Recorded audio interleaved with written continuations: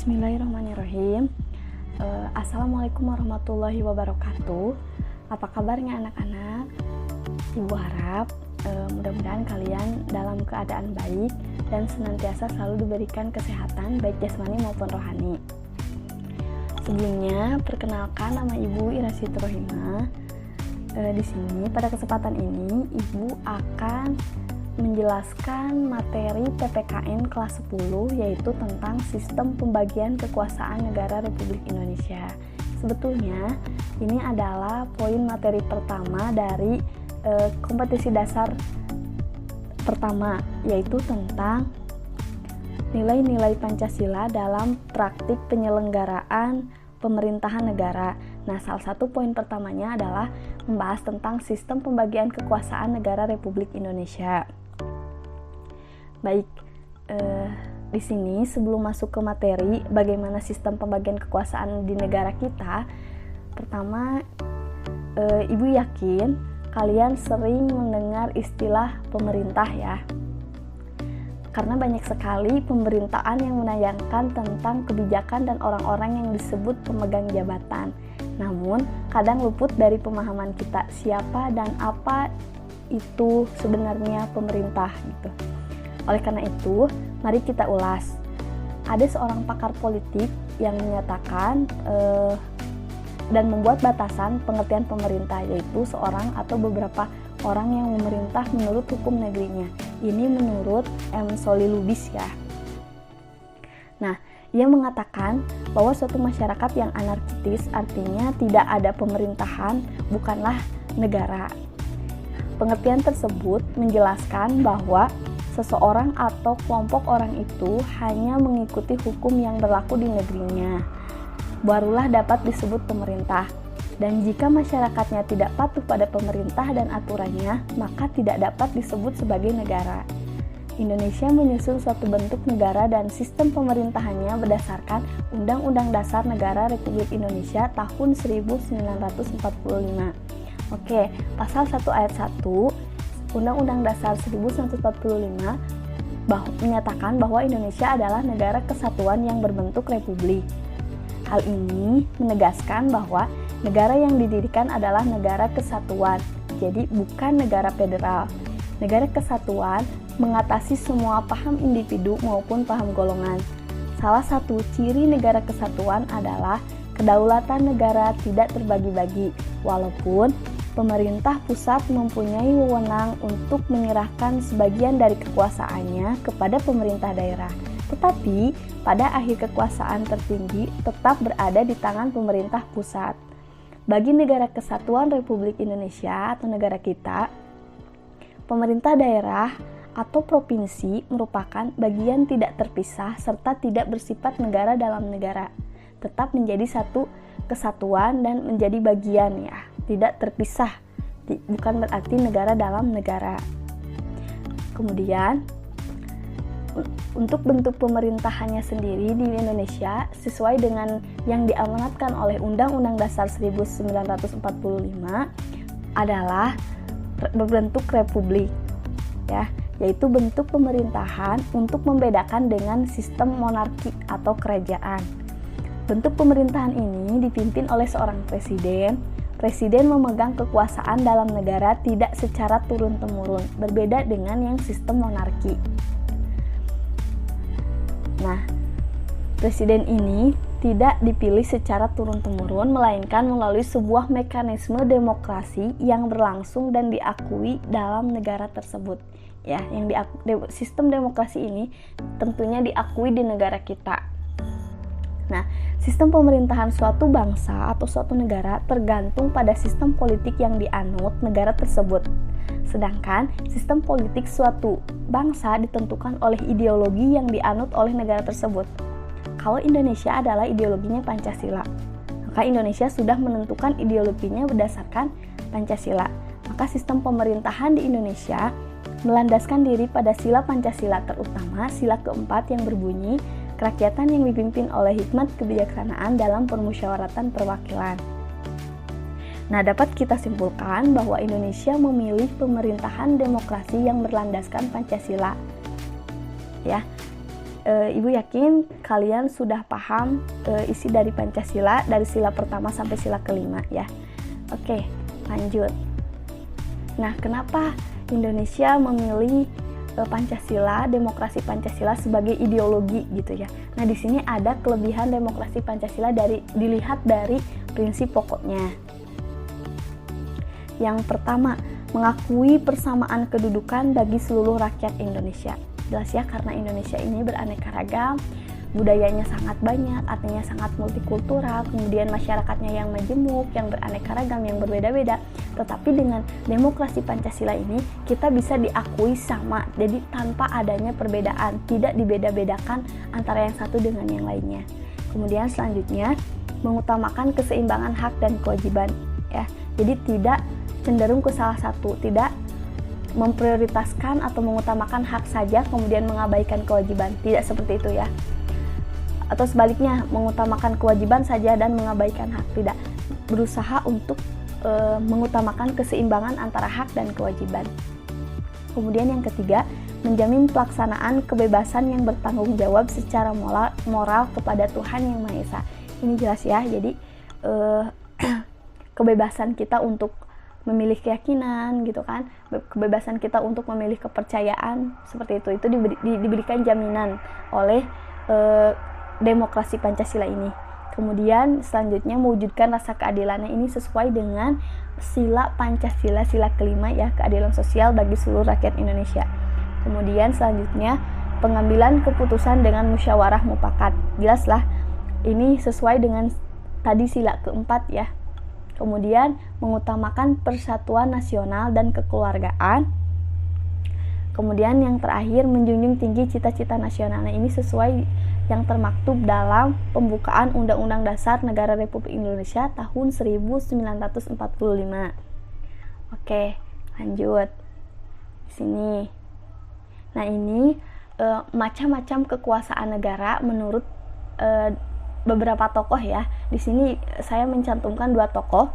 Pertama menurut John Locke. John Locke membagi kekuasaan negara itu menjadi 3. Oke, yang pertama legislatif. Nah, legislatif ini ialah kekuasaan negara yang bertugas untuk membuat atau membentuk undang-undang. Kemudian yang kedua, kekuasaan eksekutif, yaitu kekuasaan untuk melaksanakan undang-undang, termasuk kekuasaan untuk mengadili setiap pelanggaran terhadap undang-undang. Dan yang ketiga, yaitu kekuasaan federatif, yaitu kekuasaan untuk melaksanakan hubungan luar negeri. Ini menurut salah satu tokoh politik yaitu John Locke ya. Kemudian selanjutnya, selain John Locke ada juga salah satu tokoh politik yang menyatakan tentang yang membagi macam-macam kekuasaan negara, yaitu tokohnya yaitu yang bernama Montesquieu. Oke, yang pertama, menurut dia adalah kekuasaan legislatif, yaitu kekuasaan untuk membuat atau membentuk undang-undang. Kemudian yang kedua, yaitu kekuasaan eksekutif, kekuasaan untuk melaksanakan undang-undang. Dan yang terakhir, kekuasaan yudikatif, yaitu kekuasaan untuk mempertahankan undang-undang, termasuk mengadili setiap pelanggaran terhadap undang-undang. Nah, tokoh ini berpendapat bahwa kekuasaan federatif dimasukkan ke dalam kekuasaan eksekutif. Fungsi mengadili dijadikan kekuasaan yang berdiri sendiri. Nah, ketiga kekuasaan tersebut dilaksanakan oleh lembaga-lembaga yang berbeda yang sifatnya terpisah. Nah, teori menurut Montesquieu ini disebut dengan istilah trias politika. Oke. Itu pembagian atau macam-macam kekuasaan secara umum menurut 2 tokoh. Dan selanjutnya, bagaimana kita supaya tahu konsep pembagian kekuasaan di Indonesia? Mari kita lihat. Oke. Nah, konsep pembagian kekuasaan di Indonesia itu dibagi menjadi 2. Pertama, kekuasaan secara horizontal, artinya sejajar. Jika dilihat dari fungsinya itu kedudukan dan statusnya itu sejajar. Kemudian kekuasaan secara vertikal. Nah, ini kalau vertikal itu seperti garis tegak lurus dari atas ke bawah gitu ya, dari yang paling tinggi sampai yang paling bawah itu dari yang paling tinggi sampai yang paling rendah itu disebut kekuasaan secara vertikal. Kalau horizontal itu dilihat dari fungsi dan status kedudukannya itu secara sejajar. Tapi kalau misalkan vertikal itu tidak sejajar ya, turun dari atas ke bawah atau dari bawah ke atas, itu adalah bentuk secara vertikal. Oke, next kita lanjut. Yang pertama ini kekuasaan secara horizontal. Nah, pembagian kekuasaan secara horizontal yaitu pembagian kekuasaan menurut fungsi lembaga-lembaga tertentu, baik legislatif, eksekutif, dan yudikatif. Nah, berdasarkan Undang-Undang Negara Republik Indonesia tahun 1945, secara horizontal pembagian kekuasaan negara dilakukan pada tingkatan pemerintah pusat dan pemerintah daerah. Pembagian dilakukan pada tingkatan pemerintah pusat dan pemerintahan daerah. Pembagian pada tingkatan pemerintah pusat berlangsung antara lembaga-lembaga negara yang sederajat. Pembagian kekuasaan pada tingkat pemerintahan pusat mengalami pergeseran setelah terjadinya perubahan Undang-Undang Negara Republik Indonesia tahun 1945. Nah, pergeseran ini adalah pergeseran klasifikasi kekuasaan negara yang umumnya terdiri dari 3 jenis kekuasaan, yaitu legislatif, eksekutif, dan yudikatif, menjadi 6 kekuasaan negara. Nah, ini yang pertama, kekuasaan konstitutif, yaitu kekuasaan untuk mengubah dan menetapkan undang-undang dasar. Kekuasaan ini dijalankan oleh MPR atau Majelis Permusyawaratan Rakyat ya. Oke, yang kedua, kekuasaan eksekutif, yaitu kekuasaan untuk menjalankan undang-undang dan menyelenggarakan pemerintahan negara. Kekuasaan ini dijalankan atau dipegang oleh presiden ya.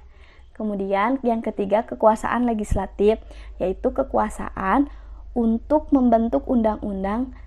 Kekuasaan ini dijalankan atau dipegang oleh DPR atau Dewan Perwakilan Rakyat. Kemudian yang keempat, yaitu kekuasaan yudikatif, disebut juga sebagai kekuasaan kehakiman, yaitu kekuasaan untuk menyelenggarakan peradilan guna menegakkan hukum dan keadilan. Kekuasaan ini dipegang oleh Mahkamah Agung dan Mahkamah Konstitusi sebagaimana ditegaskan dalam Undang-Undang Dasar Negara Republik Indonesia tahun 1945.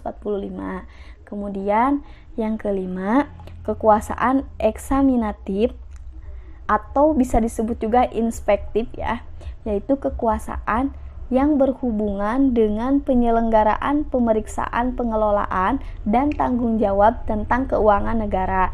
Nah, kekuasaan ini dipegang atau dijalankan oleh BPK atau Badan Pemeriksa Keuangan.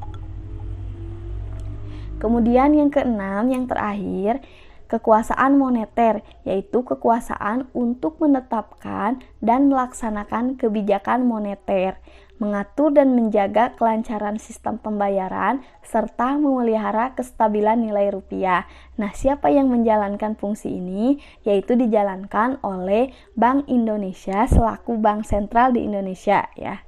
Ini sesuai dengan pasal-pasal yang ada dalam Undang-Undang Dasar Negara Republik Indonesia tahun 1945. Oke, selanjutnya yang kedua, kekuasaan secara vertikal. Nah, pembagian kekuasaan secara vertikal ini merupakan pembagian kekuasaan berdasarkan tingkatannya, yaitu pembagian kekuasaan antara beberapa tingkatan pemerintah. Pasal 18 ayat 1 Undang-Undang Negara Republik Indonesia tahun 1945 yang menyatakan bahwa negara kesatuan Republik Indonesia dibagi atas daerah-daerah provinsi, dan daerah provinsi itu dibagi atas kabupaten dan kota, yang tiap-tiap provinsi, kabupaten, dan kota itu mempunyai pemerintahan daerah yang diatur dengan undang-undang. Berdasarkan ketentuan tersebut, pembagian kekuasaan secara vertikal di negara Indonesia berlangsung antara pemerintah pusat dan pemerintah daerah, pemerintah provinsi dan pemerintah kabupaten atau kota. Dalam pemerintah daerah berlangsung pula pembagian kekuasaan secara vertikal yang ditentukan oleh pemerintahan pusat. Hubungan antara pemerintah provinsi dan pemerintah kabupaten atau kota terjalin dengan koordinasi, pembinaan, dan pengawasan. Oleh karena itu, pemerintah pusat dalam bidang administrasi dan kewilayahan. Nah, pembagian kekuasaan secara vertikal muncul sebagai konsekuensi dari diterapkannya asas desentralisasi di Negara Kesatuan Republik Indonesia. Dengan asas tersebut, pemerintah pusat menyerahkan wewenang kepada pemerintah daerah atau pemerintah daerah otonom, provinsi dan kabupaten kota untuk mengurus dan mengatur sendiri urusan pemerintahan di daerahnya, kecuali urusan pemerintahan yang menjadi kewenangan pemerintah pusat, yaitu kewenangan yang berkaitan dengan politik luar negeri, pertahanan, keamanan, agama, moneter, dan fiskal. Hal tersebut ditegaskan ya sesuai dengan pasal 18 ayat 5 yang menjalankan otonomi seluas-luasnya, kecuali urusan pemerintahan yang diatur oleh undang-undang ditentukan sebagai urusan pemerintah pusat.